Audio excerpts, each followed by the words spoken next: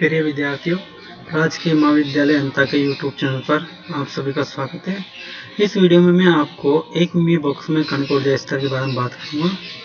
तो देखिए, ऊर्जा स्तर कण की ऊर्जा के संगत मान समीकरण 139 द्वारा प्राप्त कर सकते हैं, जो कि अपन इससे पहले वाले वीडियो में पढ़ चुके हैं। मैं अपने पास जो फॉर्मूला आया था एनर्जी का, वो आया था En = n² अपन 8 π ma² और n² अपन 8 ma² आया था। मैंने n = 1 रखा, तो E1 आया h² अपॉन 8 ma²। n = 2 रखा, तो जो E2 पे वैल्यू आएगी वो n² जब क्या रखा मैंने 2 का स्क्वायर, तो 4h² upon 8 ma²। It means जो E1 की कितनी है 4 टाइम्स 4 E1 और E1 दोनों का डिफरेंस ये है। इसी पर n = 3, n = 4 and so on.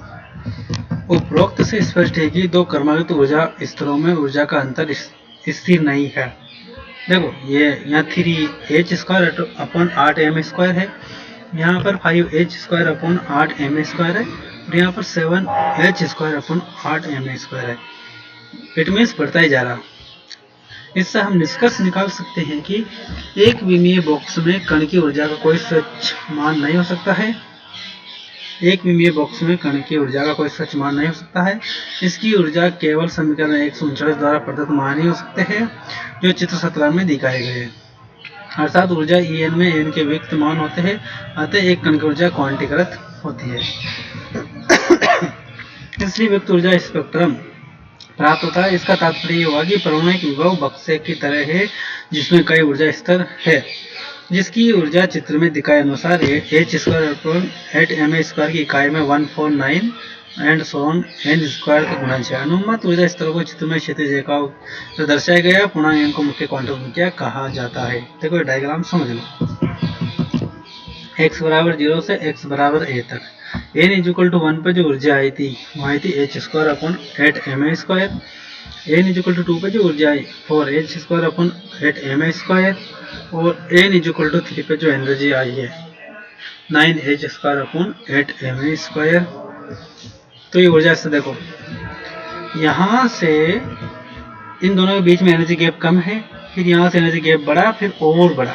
It means ऊर्जा स्तरों के बीच का एनर्जी गैप बढ़ता जा रहा।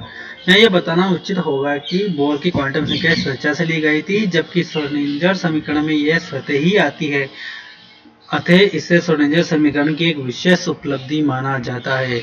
Got it? ये इंपॉर्टेंट पॉइंट है, याद रखना। ये वाली लाइन हमेशा याद रखना है कि बोर की क्वांटम संख्या स्वेच्छा से ली गई थी, जबकि श्रोडिंगर समीकरण में यह स्वतः ही आती है, श्रोडिंगर समीकरण की एक विशेष उपलब्धि माना जाता है। नोटेड? देखिए जो नेक्स्ट है बॉक्स की लंबाई, वह कण की ऊर्जा में संबंध है। समीकरण 139 में यह देखा गया कि a का मान बढ़ने पर E का मान कम होता है।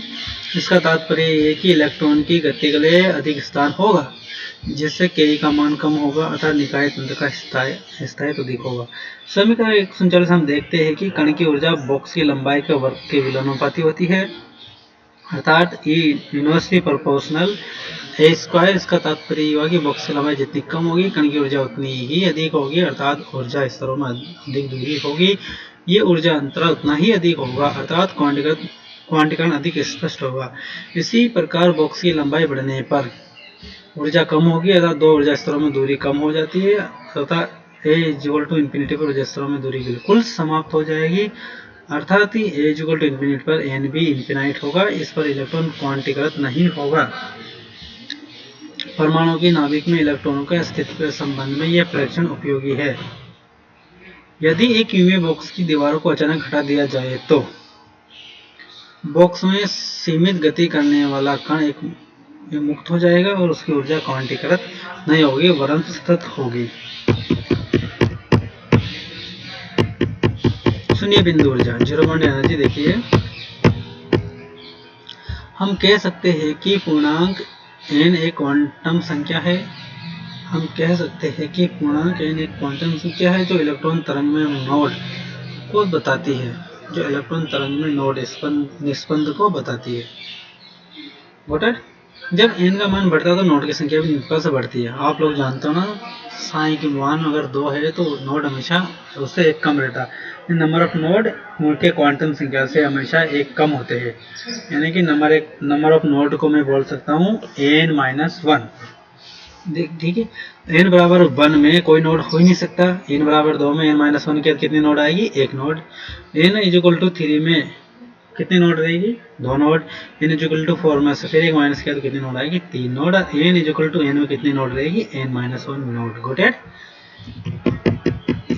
यहाँ यह भी देखा गया कि नोड की संख्या में वृद्धि के साथ तरंग दैर्ध्य लैम्ब्डा कम होता जाता है, अर्थात आवृत्ति बढ़ती है तथा ऊर्जा में भी वृद्धि होती है। ऊर्जा का मान n² के समानुपाती है, अर्थात नोड की संख्या बढ़ने पर इसका मान बढ़ता है, लेकिन n का न्यूनतम मान 1 होगा। यह शून्य कभी नहीं होता, क्योंकि n बराबर 0 पर तो क्वांटम वेव फलन ही, जो वेव फंक्शन है या वेव समीकरण है, उसका जो फलन है वो अस्तित्व में नहीं है। साइन इक्वल टू 0 हो जाता। जब साइन 0 हो तो उसमें कण का अस्तित्व ही नहीं मान सकते, इसलिए जो मिनिमम n की वैल्यू रहेगी वो क्या रहेगी? 1। यदि n का मान शून्य माने तो प्रत्येक स्थान पर तरंग फलन साइन x शून्य हो जाएगा, अर्थात बॉक्स के अंदर कण के पाए जाने की संभावना शून्य हो जाएगी, अर्थात हम कण को ही खो देंगे, जो एक अमान्य परिघटना है। चूंकि कण बॉक्स के अंदर मान रहे हैं, इसलिए sine x not equal to 0 अतः n इक्वल टू 1, 2, 3 आदि ही हो सकता है। एक यूनिट बॉक्स में कण के लिए ऊर्जा स्तर देखो, ये डायग्राम समझिए।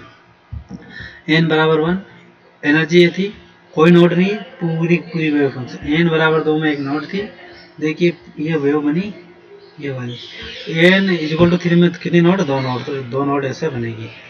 n बराबर 4 में 3 नोड, तो देखो यहाँ चालू है एक नोड, फिर ये 2 नोड, फिर ये 3 नोड। गोटेड? मैं स्क्वायर कर दूं तो नेगेटिव वाला कहाँ चल जाएगी? पॉजिटिव। गोटेड? ये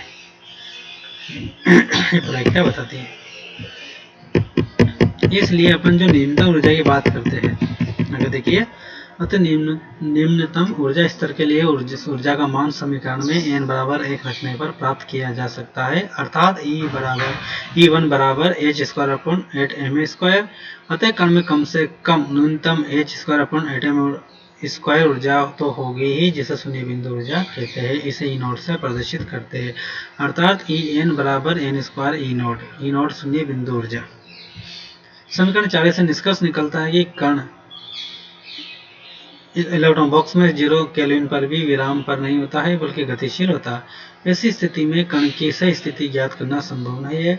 साथ ही ई ऊर्जा के मानों का मान मध्यमान है, अतः समय p का सही मान ज्ञात नहीं होता। इस प्रकार शून्य बिंदु ऊर्जा की धारणा हाइजेनबर्ग के अनिश्चितता सिद्धांत के अनुरूप है। इस प्रकार n व n+1 ऊर्जा स्तर में ऊर्जा अंतर ये रहेगा, डेल्टा टू n+1 E0। अब इसका जो फॉर्मूला था, उसके सॉल्यूशन उसके जो है, इसके जो एकदम न्यूमेरिकल है उससे क्लियर हो जाएगा। देखो एक न्यूमेरिकल है, इसको ध्यान से देखो। 0.1 नैनोमीटर चौड़े बॉक्स में इलेक्ट्रॉन स्थित है, तो इसके ऊर्जा स्तरों की ऊर्जा की गणना करो। हम जानते हैं कि E equal to n² h²/8m² होता है, जहाँ पर n equal to 1, 2, 3 and so on. h की जो वैल्यू है प्लांक स्थिरांक कितना था? 6.62 × 10⁻⁻27 अर्ग/सेकंड। यहाँ पे अगर मैं इसकी पावर 10⁻⁻34 कर दो जूल × सेकंड। m जो इलेक्ट्रॉन का मास होता है वो रहता है 9.11 × 10⁻28 ग्राम, और अगर मैं किलोग्राम में बात कर दो 10⁻31 किलोग्राम। ये दे रखा मेरे पास 0.1 नैनोमीटर, तो मैंने इसको कन्वर्ट कर लिया 10⁻⁻⁻ से मल्टीप्लाई करके मीटर में 10 की पावर, ठीक है। इसको मैंने किया तो 1 × 10⁻10 मीटर। गोटेड? अब मैंने n बराबर 1 के लिए जो वैल्यू निकाली है वो कितनी वैल्यू है, सबकी वैल्यू रखने के बाद इसको सोल्व किया। देखो यूनिट से विद, आप लोग जब भी न्यूमेरिकल सोल्व करो तो ये वैल्यू डायरेक्ट रखी हुई है, आप हमेशा विद यूनिट रखोगे। कैसे रखोगे? With unit. जैसे जूल इंटू सेकंड का स्क्वायर होगा, joule square into second square. GOATed? जब मैं नीचे रखता है इसको तो क्या आता है मेरे पास? ये 8m²। मास का जो यूनिट रखी ये देखिए, अब जूल को मैं कन्वर्ट कर लेता metre into newton into metre square में, तो उससे क्या करने के बाद मेरे पास जो वैल्यू बचेगी जूल में आ जाएगी अपने आप। एनर्जी किसमें बचेगी? जून में। इसी के साथ आपका वनडे बॉक्स खत्म होता है। धन्यवाद।